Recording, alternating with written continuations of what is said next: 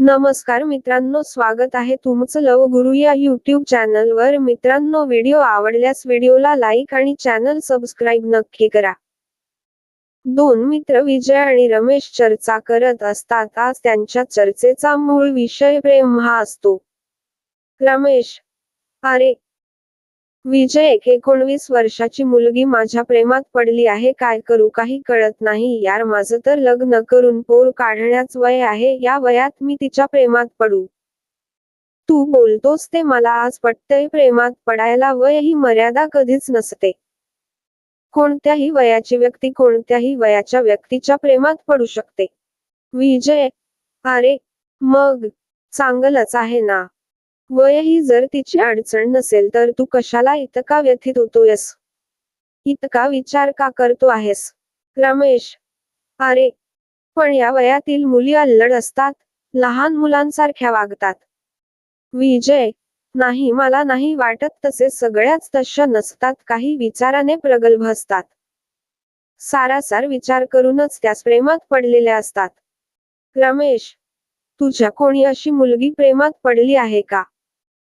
विजय: नक्की नाही सांगता येणार प्रेमात पडली होती की नाही, पण माझी एक 20 वर्षांची फेसबुक फ्रेंड आहे. कदाचित मी तिला आवडत असणार. एकदा ती बसमध्ये फेसबुकवर माझे फोटो पाहून गालात गोड हसत होती. तिला माहित नव्हते की मी तिच्या मागच्या सीटवर बसलोय. कदाचित तिने हे जाणून बुजून केलेले असावे. तिचे माझ्याकडे पाहून हसणे हे प्रेमाने असेल अथवा उपहासाने, ते सांगता येणार नाही. रमेश: मला आता खर्च वाटू लागलंय लग्नासाठी. वय ही काही लग्नासाठी तितकीशी महत्वाची गोष्ट नाही. तुला काय वाटत? विजय: खरं सांगू, माझ्या खऱ्या प्रेमात पडलेली स्त्री वयाने माझ्यापेक्षा खूप लहान असली तरी मी तिच्याशी लग्न करण्यासाठी फार विचार करणार नाही, कारण तो विचार तिने अगोदरच केलेला असेल. तिचा विचार झालेला आहे याचा अर्थ तिची त्याबाबतीत मानसिक तयारी पूर्ण झालेली आहे. रमेश: मग काय करू? तिच्या बाबतीत पुढे जाऊ का? विजय: जाऊ का म्हणून मला काय विचारतोयस? बिनधास्त जा. आपल्यावर मनापासून खरं प्रेम करणारी व्यक्ती नशिबाने मिळते. नाहीतर हजारो वर्षापासून फक्त देहाचे देहाशीच मिलन होत आहे. एकमेकांच्या शरीराची आग शांत करणे म्हणजे प्रेम नव्हे. प्रेमाचा आणि लग्नाचा तसा काही संबंध नाही. शरीराची आग विझविण्यासाठी एका शरीराची अपेक्षा करणे आणि ते मिळविण्यासाठी अट्टहास करणे म्हणजे प्रेम नव्हे. प्रेम अमर असते, पण माणसाच्या बाबतीत त्याच्या मृत्यूपर्यंत त्याच्या सतत स्मरणात असेल. जे आठवून त्याच्या मनाला सुख, समाधान आणि शांती मिळेल ते प्रेम. रमेश: म्हणजे माझ्या तिच्या प्रेमात पडण्या काहीच पाप नाही. पण कदाचित मला तिच्याशी लग्न नाही करता येणार. विजय: लग्न करून काय होत? दोन शरीर हा नश्वर शरीर एकत्र येतात. एकमेकांच्या शरीराची आग शांत करतात. त्या शांत झालेल्या आगीतून आणखी एक आग जन्माला घालतात. दोन नश्वर देह मिळून आणखी एक नश्वर देह जन्माला घालतात. प्रेम अमर असते. दोघांच्या प्रेमाला मिळून प्रेमाला जन्मास घालता येत नाही. रमेश: विजय: बरोबर आहे तुझं. माझ्या आई बाबांचा प्रेमविवाह झाला आहे, पण मी त्यांच्या प्रेमाची निशाणी आहे असे मला कधीच वाटले नाही. विजय: बहुधा ते कोणालाच वाटत नाही. मुळात मुलं जन्माला येतात ती प्रेमातून नाही, शारीरिक मिळनातून, शरीराच्या भोगातून, त्या भोगातून मिळणाऱ्या तृप्तीतून. त्या तृप्तीतून जन्माला असलेले मुलं ते कोठे असते तृप्त?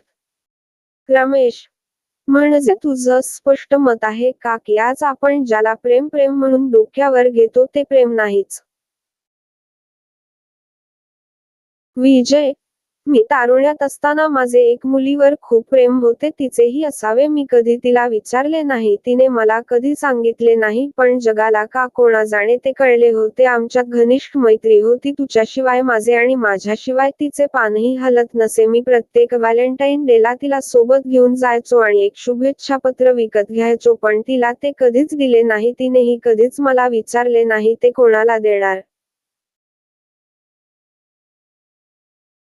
हे असेच 7-8 वर्ष चालले. तिच्यासोबत लग्नाची संधी मी नाकारली तेव्हा ती मला कारण वाटत होती. आता नाही वाटत. तीच लग्न झालं, तिला मुलं झाली, पण आमच्यातील नात्यातील प्रेम आणि गोडवा आजही तसाच आहे. त्यात काडीचाही बदल झालेला नाही. आजही माझ्याशी बोलताना तिचा उत्साह ओसंडून वाहत असतो. माझंही काही वेगळं नाही. आमच्या प्रेमाला नातं नव्हतं, पण आमचं प्रेम मात्र तेथेच होत. ते तेथेच राहणार होत, कारण ते शारीरिक आकर्षणापलीकडचं होत. आम्ही दोघे ठरवूनही एकमेकांचा तिरस्कार करू शकत नव्हतो. रमेश, तू नशीबवान आहेस. पण माझ्या आयुष्यात ज्या ज्या आल्या होत्या त्या साऱ्या शारीरिक आकर्षणाच्या भुकेल्या होत्या, भौतिक सुखात गुंतणाऱ्या होत्या. विजय, आपल्यावर मनापासून प्रेम करणारी व्यक्ती जर आपल्या आयुष्याचा भाग होण्यासाठी धडपडत असेल तर आपण फार ताणू नये. स्मित आणला. जगाचा त्याच्या नियती नियमांचा फार विचार करण्याची काही गरज नसते. रमेश, विजय, खरं सांगतो, मला कोणताही निर्णय घेताना जितका त्रास होत नाही त्यापेक्षा अधिक त्रास लग्नाचा निर्णय घेताना होतोय. माझ्या एका मित्राचं वर्षापूर्वीच लग्न झालं हो. तो घटस्फोट घेतोय कारण त्याच लग्न त्याच्या मनाविरुद्ध आई वडिलांच्या दबावाखाली फक्त वय सरतय म्हणून झाला होता.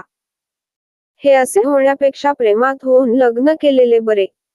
मला लग्न न करणे सहन होईल, पण घटस्फोट कल्पना करवत नाही. विजय, घटस्फोट झाला तेच बरं झालं. निदान या पुढचं आयुष्य तो आनंदात सुखासमाधानाने जगेल. रमेश, मला मुळात एक अनोळखी व्यक्तीशी लग्न करणे, आपले त्या व्यक्तीवर प्रेम नसतानाही कल्पना सहन होत नाही. लग्न झाल्यावर आपल्या मनात त्या व्यक्तीबद्दल प्रेम निर्माण करणे आणि त्या निर्माण झालेल्या प्रेमातून त्या व्यक्तीशी शारीरिक संबंध प्रस्थापित करून मुलांना जन्म देणे आणि आयुष्यभर पोरांवर आपले किती प्रेम आहे हे भासवत जीवन जगत राहणे. एक दिवस आपल्या जोडीदाराने अचानक आपली साथ सोडणे किती भयानक. शेवटी कोणी कोणाची आयुष्यभर साथ देत नाही. एकटेपणा माणसाचा पिच्छा मरेपर्यंत सोडत नाही. गरीब असो वा श्रीमंत, विवाहित असो वा अविवाहित, प्रत्येकाला मरण्यापूर्वी एकटेपण हे भोगावेच लागते. मग त्याचा बाऊ का करायचा?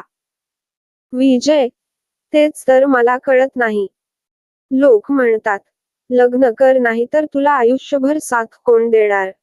अरे, पण आपण ज्यांच्याशी लग्न करतो ते आपल्याला आयुष्यभर सोडा किती महिने, किती वर्षे साथ देणार आहे हे कोणी सांगू शकतो का?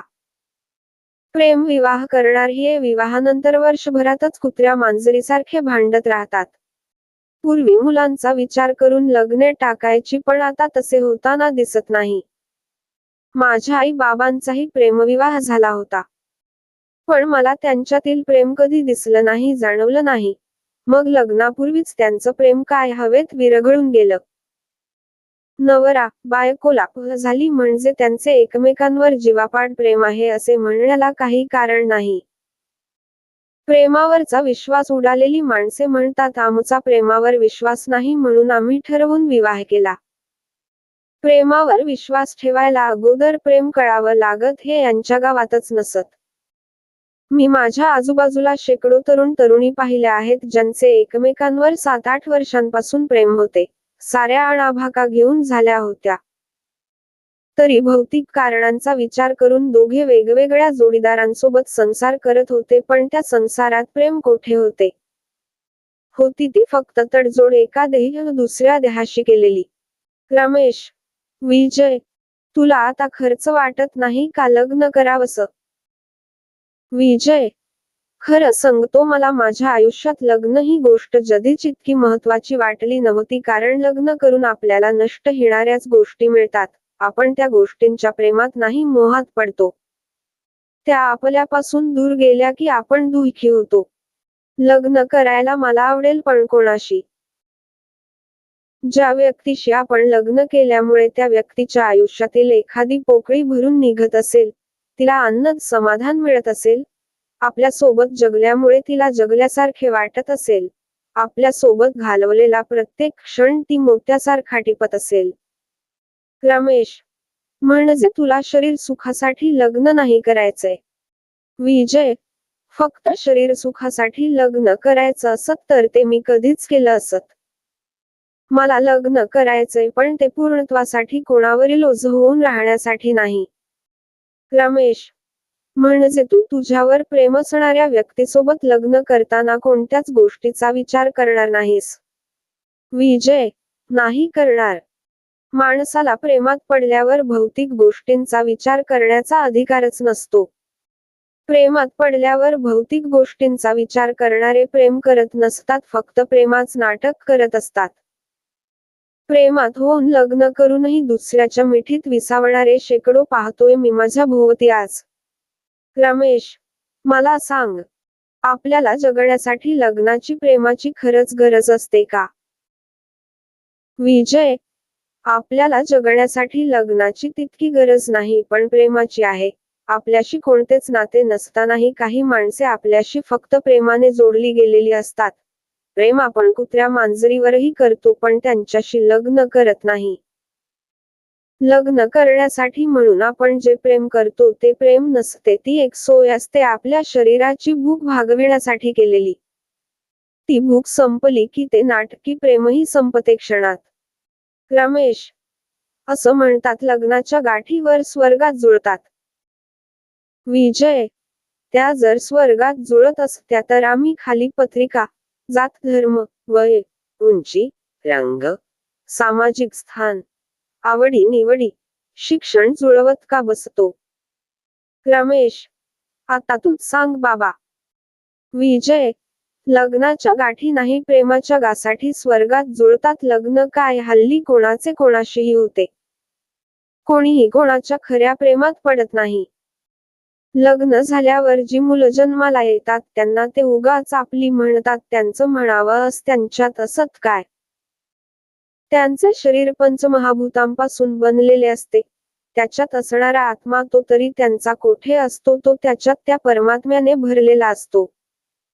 जन्माला आलेले शरीर आपले भोग भोगायला जन्माला आलेले असते. मग त्या शरीराशी आपला संबंध तो इतकाच की आपली शारीरिक वासना त्या जीवाला जन्म घेण्यास फक्त निमित्त मात्र ठरलेली असते.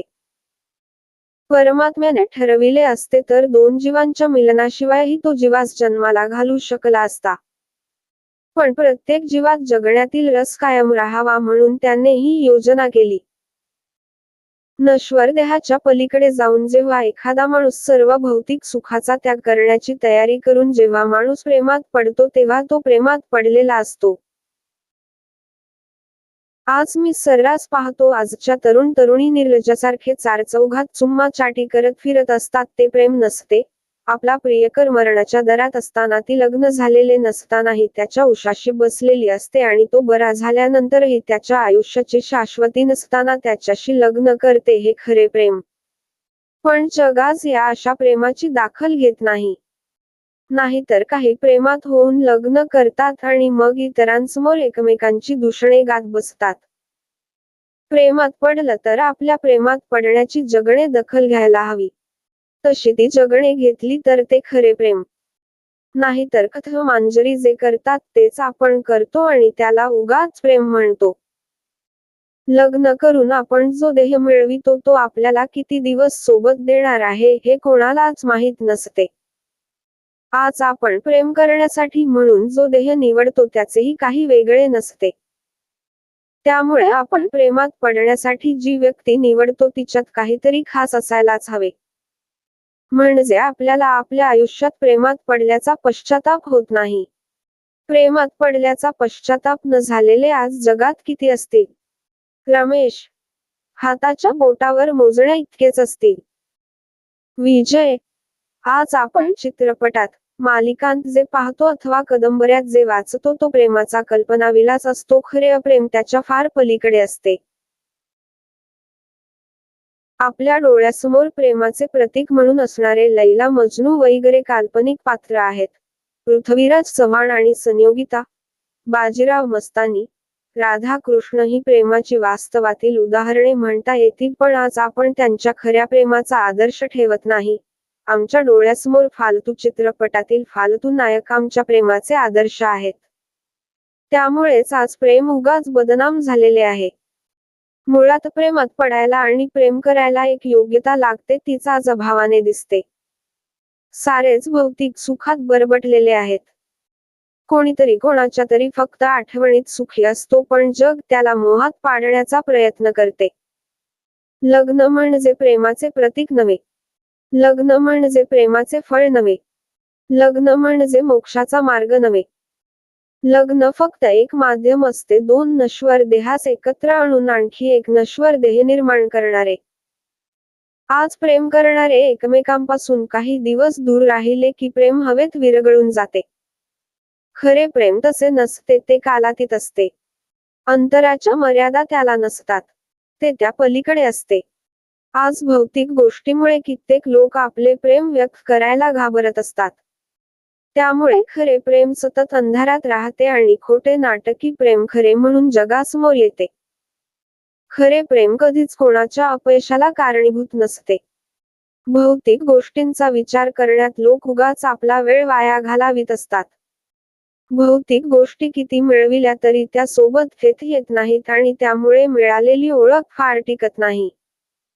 रमेश, तुझा प्रेमाचा अभ्यास भयंकर दिसतोय. विजय, प्रेमात मी बऱ्याचदा पडलो, आजही पडतोय आणि भविष्यातही पडत राहीन. पण दुर्दैवाने जिच्या प्रेमात प्रेममय व्हावं अशी कोणीच भेटली नाही. प्रत्येकीच्या प्रेमाच्या मर्यादा ठरलेल्या होत्या. माझ्या प्रेमाला मर्यादा कधीच नव्हती. कदाचित माझा जन्मच प्रेमात पडण्यासाठी झाला असेल. खरे प्रेम हाच मोक्षाचा खरा मार्ग आहे. ज्याच्या हृदयात खरे प्रेम असते त्याच्या हृदयात दया, क्षमा, शांती आणि अहिंसा ही असतेच. माझे जर एखाद्या व्यक्तीवर खरे प्रेम आहे तर माझ्या हृदयात त्या व्यक्तीबद्दल दया असायलाच हवी. मला त्या व्यक्तीला कोणत्याही परिस्थितीत क्षमा करता यायला हवे. माझं हृदय त्या व्यक्तीच्या प्रेमात सतत शांत राहायला हवे. त्या व्यक्तीबद्दल माझ्या मनात चुकूनही तिरस्काराची भावना निर्माण होता कामा नये, अर्थात हिंसात्मक विचार येता कामा नये. रमेश, तुझे हे बाकी मला पटले. खरे प्रेम हे असेच असायला हवे. आज प्रेमाबाबतचे माझे विचार अधिक स्पष्ट आणि निर्मळ झाले आहेत. विजय, प्रेम काय आहे हे मला माहीत आहे, पण भौतिक मोह मला आपल्याकडे आकर्षित करू पाहतात. त्यामुळे खरे प्रेम काय आहे हे स्वतःला पुन्हा पुन्हा स्वतःच स्वतःला पटवून देण्याची गरज मलाही भासत असते.